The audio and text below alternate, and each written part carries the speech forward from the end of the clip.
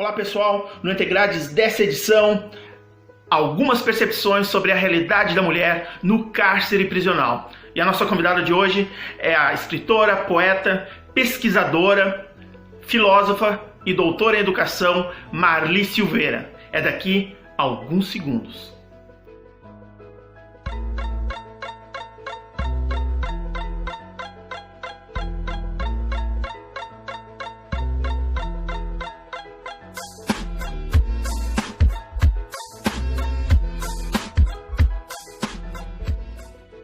Do encarceramento feminino, do cárcere feminino, é sempre uma temática complexa, porque envolve um conjunto de aspectos e também um conjunto de enfrentamentos, né? Nós podemos abordar do ponto de vista antropológico, sociológico, econômico, moral, filosófico, enfim, né? N são os aspectos pelos quais nós podemos abordar essa complexidade que envolve o encarceramento feminino. Eu gostaria de aproveitar esse momento, esse espaço, para falar de alguns aspectos que me parecem importantes, né? O primeiro deles é o que nós vivemos no Brasil, não apenas no Brasil, né? Mas é esse processo de invisibilização. Nós temos um conjunto de pessoas, grupos de pessoas que são completamente invisibilizadas, né? E são pessoas que elas podem morrer, que elas podem... Nós não choramos a morte delas. Na verdade, talvez em muitos momentos até a gente deseja, né? A morte, o afastamento, a não repercussão dessas vidas, né? A gente poderia dizer, claro que não é um fenômeno apenas brasileiro, mas nós podemos dizer com toda certeza, né, que no mundo inteiro, mas como estamos falando do nosso país, de modo muito especial, né, tem pessoas que elas não são sentidas nem na morte, quanto mais na vida, né. Então isso é um elemento fundamental. Como nós vamos tratar do encarceramento feminino, como é que nós vamos tratar do encarceramento masculino também, como nós vamos tratar de uma população imensa, né, de pessoas que são presas nesse país, se muitas das quais já vêm de lugares, né, de regiões, digamos assim, em que há um processo de esquecimento, um processo de exclusão ou um processo de inclusão pela própria exclusão, né? São pessoas que não são sentidas. Então esse é o primeiro aspecto que eu gostaria de chamar a atenção, do quanto nós precisamos. Isso não apenas para esse problema do encarceramento, né? É para a questão da pobreza, é a questão de grupos de pessoas, né? Que são invisibilizadas, né? Mas falando do encarceramento para esse tema aqui, para esse quadro. Um outro aspecto que eu gostaria de chamar a atenção é que nós temos no encarceramento feminino, o Brasil hoje tem em torno de uma população carcerária feminina da ordem de 42 mil mulheres presas, mais ou menos, né?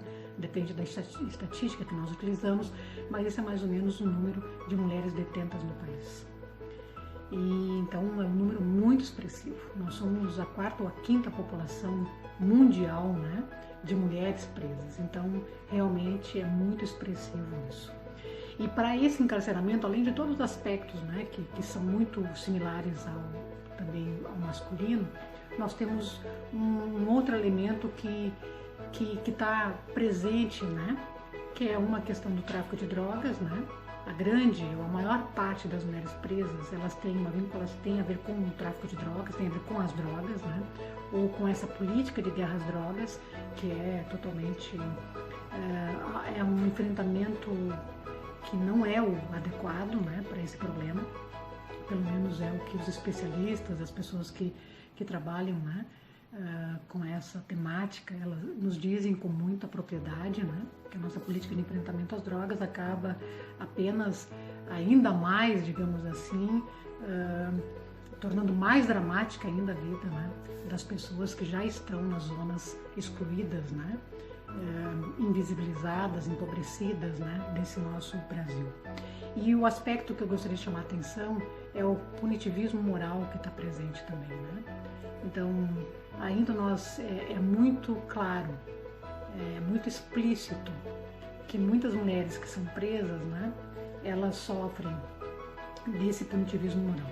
Elas mesmas passam por isso, quer dizer, as próprias mulheres, muitas delas, né, elas acabam se colocando nesse papel de acharem que, eu vou colocar entre aspas isso, evidentemente, que não prestam, né? Quer dizer, nós imaginarmos uma mulher presa, né? Uma mulher detenta, de cara nós já carregamos essa nossa frase, essa nossa palavra, essa nossa nomeação, mulher detenta, mulher encarcerada, mulher bandida, né? Isso tem uma carga moral e punitivista muito grande, e isso recai praticamente em todos os elementos, digamos assim, que compõem essa cadeia, né? Entre o ato, que pode ser ou não ser, né, de violência, o crime, né? Até a punição desse ato, digamos, toda essa cadeia de pessoas envolvidas, de profissionais envolvidos, de instituições envolvidas, né? Não sei se daria para dizer que são todas as pessoas em todos os momentos, né? Mas em muitos desses momentos, em muitos desses setores, dessas instituições, né? Há ali um processo de enquadramento moral da mulher, né? Então, assim, isso são questões que envolvem muito, né, o encarceramento feminino. Sem contar, evidentemente, que nossos presídios, quase a totalidade deles são presídios para homens, uma parte são mistos, né, e uma ínfima parte desses presídios são para mulheres, né. Então, e isso tem, evidentemente, que carrega com isso também uma situação de complexidade para a vivência, né, dessas mulheres dentro de instituições que não estão, né, adequadas para a mulher, para a vida da mulher, né, dentro desses lugares. Então, enfim, nós poderíamos falar muitas outras coisas sobre isso, né, mas eu gostaria apenas de retomar, então, esse aspecto que para mim é o mais importante, né, de nós pensarmos que o presídio, que a violência, que a forma como nós estamos punindo, né, que tudo isso está dentro de um processo, né, de uma estrutura e que necessariamente não cumpre, né. Se nós imaginamos um presídio, se nós imaginamos o nosso sistema punitivo, né, ou o nosso sistema legal, né, ou a forma de julgar isso tudo, a forma de lidar com tudo isso, né, nós ainda não conseguimos encontrar, talvez um outro modelo, talvez alguma outra experiência, né, mas na maior parte de tudo que a gente vive, de tudo que a gente estuda, de tudo aquilo que a gente observa, né, nós estamos muito longe de encontrar uma forma mais humana, digamos assim, de tratar e de lidar com a violência humana, com a condição humana, né? E até porque boa parte dessas pessoas que acabam sendo presas, né, talvez também muitas delas não necessariamente deveriam estar presas, né? E aí os números mostram, né? Como a gente vive num momento assim de muita desconfiança do humano, né? Os números acho que são importantes, porque você pode até ter uma leitura diferente dos números, né? Você pode estabelecer explicitações distintas dos números, mas os números existem, então eles são fatos, eles são reais, né? Então, e eles revelam assim uma complexidade que nós não resolveríamos, né, essa situação criando mais presídios, mais encarceramento, maior punição. Não é esse, me parece, o nosso grande problema, né? Mas eu apenas gostaria de retomar o que eu disse no início, né? É necessário que a gente crie cada vez mais, né, formas de visibilizar as pessoas.